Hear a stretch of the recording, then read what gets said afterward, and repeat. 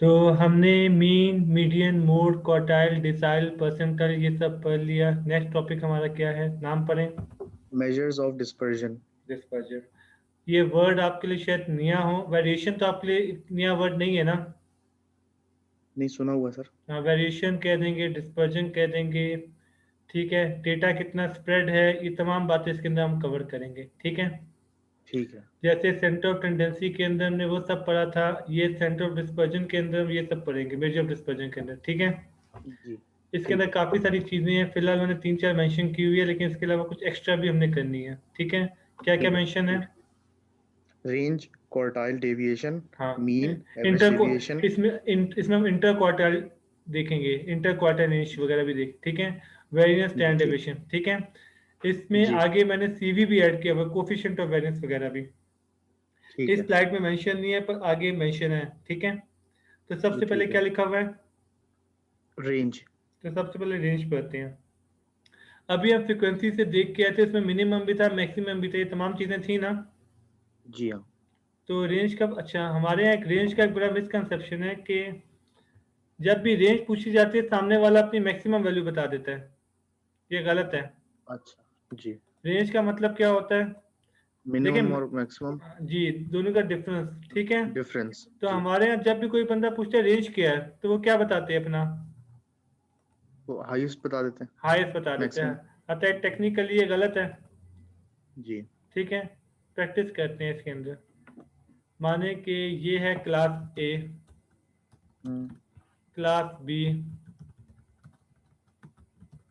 Class B, class C. ठीक है। ठीक है। अब एक ठीक है। बच्चे की इनकम 5,000 है, दूसरे की 6, फिर 5, फिर 4, फिर 5, 6, 7। ठीक है, खत्म। मिनिमम कितनी है, और 4,000। मैक्सिमम कितनी है। 7,000। तो मैक्स हो गई 7, मैक्स। मिनिमम हो गई 4। मिनिमम और हो रेंज गई हो गई 4, 4। तो आपसे रेंज का 1। फार्मूला क्या बताया जाता है आपको। 3 मैक्सिमम माइनस मिनिमम। 3 हो गया। यही बताया जाता है ना जी। आपको। एक काम जी। करते हैं, मैं फार्मूला फिट कर देता हूँ ना, ताकि फिर करना ना पड़े हमें। ठीक है। अच्छा, और यहाँ पे मिनिमम का फॉर्मूला फिट कर देता हूँ। हम्म। तो रेंज है हमारी 3। ठीक है, अब देखिएगा 5, 5, 5, 5, 5, 5, 8। ठीक है। ठीक है। यहाँ पे मैक्सिमम क्या है सेकंड केस में, 8 8,000। और रेंज क्या है, वही 3। 3। अच्छा, देखा जाए तो मैं सिर्फ रेंज को देखूं तो मुझे लगेगा दोनों डेटा बिल्कुल एक जैसे है। जी जी। ठीक है। जबकि फर्क है। हाँ, जबकि अच्छा आगे देखिएगा 5, 6, मैं बिल्कुल एक कॉपी कर रहा हूँ। 5, 4, 5, 6, 21। 7 एक 21। आउटलायर आ गया है। ठीक है। ठीक है आउटलायर। एक से मुझे,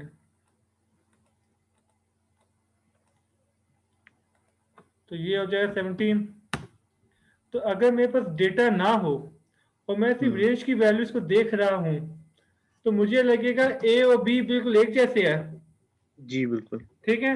और सी तो बहुत मुख्तलिफ है, कोई बहुत नई फिल्म आ गई है। ये बात क्लियर हो गई। जी जी। अब हमारे यहाँ क्या चलता है, जब हम किसी शॉप पे जाते हैं तो शॉपकीपर हमसे पूछता है आपकी रेंज क्या है। तो जी जी आप तो लोग माने, मैक्सिमम ही बता। हाँ, क्यों, आप जीन्स लेने गए और शॉपकीपर ने आपसे पूछा आपकी रेंज क्या है, तो आप क्या बोलेंगे।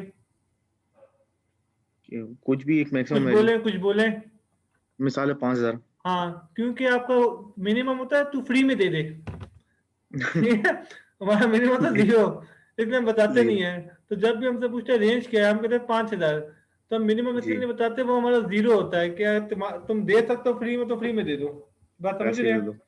तो जी नॉर्मली जब भी रेंज पूछनी चाहिए तो हमें बोलना चाहिए 3,000 से 5,000। जी बिल्कुल। ज्यादा घटिया क्वालिटी की भी ना दे। तो अगर मुझे कोई सही। कार लेनी होती तो मुझे होता है भाई 30 लाख से 40 लाख। बात समझ रहे हैं, 80 से जी 1.5 करोड़। तो रेंज में दोनों बातें कवर होती हैं। यहाँ तक क्लियर हो गया। जी ठीक है सर। अच्छा, तो डेटा में अगर वेरिएशन बहुत ज्यादा है तो रेंज ज्यादा होगी ना। तो सर रेंज से जरूरी मैं तो नहीं।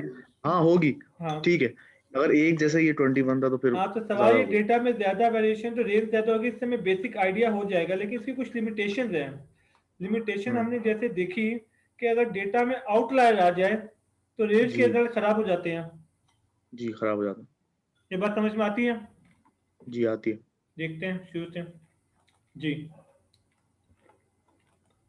रेंज का फॉर्मूला क्या लिखा हुआ है? Largest minus smallest. यही हमने पढ़ा। जी आगे चलते हैं। डिसएडवांटेजेस, अब इस स्लाइड को देखें बड़े गौर से। 60,000 ठीक। कमाने वाले कितने लोग हैं? एक सात है ना? हजार कमाने वाले। एक है ना सिर्फ। अच्छा ठीक है, हाँ ये एक ही है। 8,000 वाले कितने हैं? वो भी एक है। 12,000 वाले कितने हैं? 12,000 वाले ज्यादा हैं। एक है। चार होगा। लेकिन यहाँ एक है सर, आगे भी है, मैं समझ यहाँ नहीं पे आया कैसे देखें, होगा। आप पहले डेटा अच्छा सेट को सिर्फ देखें। ठीक है, सिर्फ एक है, सिर्फ एक ही है। रेंज क्या है? रेंज 5। यहाँ पे 12 वाले कितने हैं? 3। रेंज क्या है? तब भी 5 है। तो अगर मेरे पास लाखों का डेटा हो तो जाहिर बेटा डेटा जी। देखने का तो टाइम मेरे पास नहीं है, राइट? नहीं। तो ये दोनों डेटा में जमीन आसमान का फर्क है, जी बिल्कुल। लेकिन रेंज की वैल्यू सेम है। सेम है। तो मुझे क्या लगेगा? कि ये डेटा सारे बिल्कुल ही सेम है, दोनों ही डेटा सेम है। मुझे लगे दोनों डेटा बिल्कुल सेम है। बिल्कुल। ये स्टॉक में बड़ी गड़बड़ होती है। स्टॉक में लोअर और हायर दिखा रहे होते हैं कम वक्त। आपको नोट करें ना, तो जी ओपनिंग जी, क्लोजिंग हाईएस्ट और बात की लोएस्ट ना। ही दिखाते हैं। हाँ, तो वो क्या निकालेगा? हम निकालेंगे तो क्या निकालेंगे? तो हम रेंज निकालेंगे। रेंज निकालेंगे। तो वो कहेगा ये हम्म। स्टॉक और ये स्टॉक एक जैसा रहा आज। कहाँ से एक जैसा रहा? जी। नहीं है जबकि। जबकि नहीं है। जी फिर मैं सेक्टर्स को कंपेयर करने बैठूं, वहां पे भी गड़बड़ जी होगी जी। ये वाली। ठीक है। हम्म। अगली गड़बड़, ये डेटा और ये डेटा बिल्कुल एक जैसे है। लेकिन एक आउटलायर आ गया एक दूसरे डेटा आउटलायर आ सेट का। गया है। इस हम्म। आउटलायर ने गड़बड़ कर दी, एक्सट्रीम वैल्यू आ गया। तो अगर मैं सिर्फ जी। वैल्यूज को देखूं हम्म। तो मुझे लगेगा कि ये कोई अलग दुनिया है, ये कोई अलग दुनिया है, जी जी। जबकि है एक ही। सिर्फ एक आउटलायर आ गया इसमें। एक आउटलायर आ गया। तो ये हम्म। रेंज का डिसएडवांटेज समझ में आया। जी आ गया। इसका कोई सोल्यूशन निकाले ना, फिर ऐसे तो मजा नहीं आएगा। ये तो है सर। अगर मैं ट्रिमिंग कर दूं, आपको याद होगा हम डेटा को सेंडिंग में तो करेंगे, याद आया आपको कॉन्टैक्ट के लिए? जी अगर मैं जी ट्रिमिंग कर दूं कि शुरू का डेटा भी काटो एंड का डेटा भी काटो, तो जो भी एक्सट्रीम केस होंगे तो शुरू में आ जाएंगे तो एंड में आ जाएंगे। जी आएंगे ना? जी जी तो आउटलायर का इफेक्ट खत्म हो जाएगा, नहीं हो जाएगा? जी, हो जाएगा। अगर मैं एंड के 3-4 केस हटा दूं, शुरू के 3-4 केस हटा दूं, तो 3-1 2 हम्म 3-1 2 सही काम हो हम्म। जाएगा ना? तो जी हो मतलब तो जाएगा ट्रिमिंग, बट। मतलब ट्रिमिंग करने से काम ठीक हो जाएगा। तो ये जो अगली हेडिंग है ना, इसका नाम है इंटर क्वार्टाइल रेंज। क्या नाम है? Inter quartile range. हाँ, हमने आगे क्वार्टाइल रिग्रेशन भी पढ़ना है, तो ये अभी से समझ लें। इंटर ठीक है। क्वार्टाइल रेंज का फॉर्मूला क्या है? Third quartile minus first quartile. तो 75 परसेंटाइल माइनस 25 परसेंटाइल। जी हाँ। वही बात हो गई। जी जी तो यहाँ पे ये यहाँ पे 3 पे आ जाएगा, यहाँ पे 1 पे आ जाएगा, समझ में आ गई? जी जी। तो इंटर क्वार्टाइल रेंज का फायदा क्या है, हमें बेनिफिट क्या मिल रहा है? क्या आउटलायर जो है वो हो जाएंगे, अवॉइड हो जाएंगे। जी। तो पेपर में मैं सवाल दे सकता हूँ। जी अब आसान पेपर और मुश्किल पेपर का फर्क बताता हूँ। आसान पेपर क्या है, रेंज क्या होता है, उसके डिसएडवांटेज क्या है, इंटर क्वार्टर रेंज के बेनिफिट्स क्या है, ये तो हर कोई कर ले, जिसने भी एक दफा स्लाइड ओपन किया वो कर ले। मुश्किल क्या है? क्या है सर। मैं आपको डेटा दे दूं, हम्म। कौन खुद डिसाइड करो क्या करना है।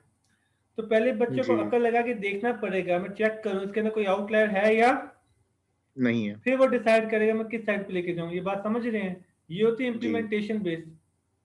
तो हम्म। ये ज्यादा काम की चीज है, रट्टा तो नहीं लगवाना ना, बच्चों को डेटा देके समझ जी में जी। आना चाहिए कि इसे एनालिसिस कैसे करना है, किन किन बातों का ख्याल सच। रखना है। तो आगे हम जब जी भी मॉडल्स पढ़ेंगे तो उसमें हम ये वर्ड यूज करेंगे, ये आउटलायर से इफेक्ट होता है, ये आउटलायर हम्म से इंडिपेंडेंट है।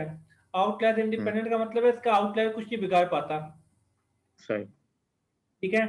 आउटलायर का पूरा चैप्टर है कि आउटलायर के इफेक्ट को कैसे कम किया जा सकता है। चलिए मैं ऊपर आपको दिखाता भी हूँ। ये 12 है ना? जी 120 है सर। 120। अगर मैं 3 बढ़ाना शुरू कर दूं, सैंपल साइज बढ़ाता रहूं, तो क्या ख्याल है, आउटलायर का इफेक्ट कम होता रहेगा? जी कम हो सकता है। क्योंकि मीन अपने अपनी वैल्यू के करीब आता रहेगा ना। जी जी जी। इसका मतलब ये है कि जब डेटा में आउटलायर होगा तो वो मीन को भी इन्फ्लुएंस करेगा, लेकिन एन जितना ज्यादा बढ़ाऊंगा उतना आउटलायर का इफेक्ट कम होता रहेगा। जी कम होता रहेगा। तो लॉजिक समझ में आ गई? जी जी। तो रेंज और इंटर क्वार्टाइल इन दोनों में कोई क्वेश्चन है?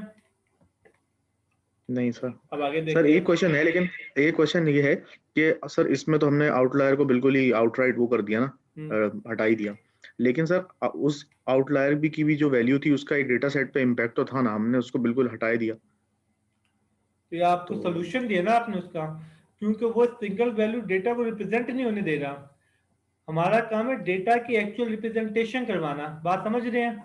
अब मसला ये है, ये जो 119 है, इस आउटलायर से डेटा की वेरिएशन की एक्चुअल रिप्रेजेंटेशन नहीं हो पा रही। उसी के सोल्यूशन के लिए तो मैं इंटर क्वार्टर रेंज में गया था। ये बात समझ में आई है? अच्छा ठीक है। मुझे तो एक्चुअल रिप्रेजेंटेशन करवानी है ना। जी जी। जैसे समझा चलो, ये जब आउटलायर का आपको वीडियो दूंगा ना, पूरा आउटलायर का 1-1.5 घंटे का लेक्चर है कि कैसे जी स्कोर के थ्रू हम कैलकुलेट करते हैं, कैसे बॉक्स प्लॉट बनाते हैं, माइल्ड आउटलायर क्या होता है, एक्सट्रीम आउटलायर क्या होता है, यूनि हम्म। आउटलायर क्या होता है, मल्टी लेवल मॉडल का आउटलायर क्या होता है। बात समझ रहे हैं? पूरा टॉपिक है कि जी जी 1.96 के अंदर कितनी परसेंट वैल्यूज होनी चाहिए, 1.96 से लेकर 2.58 के बीच में कितनी परसेंट वैल्यूज होनी चाहिए। वो पूरा पूरा समझ लो 1.5 से 2 घंटे की पूरी वीडियो आउटलायर पे, तो मैं आपसे शेयर करूंगा लिंक उसका। ठीक है, ठीक चलें है। आगे चलते हैं।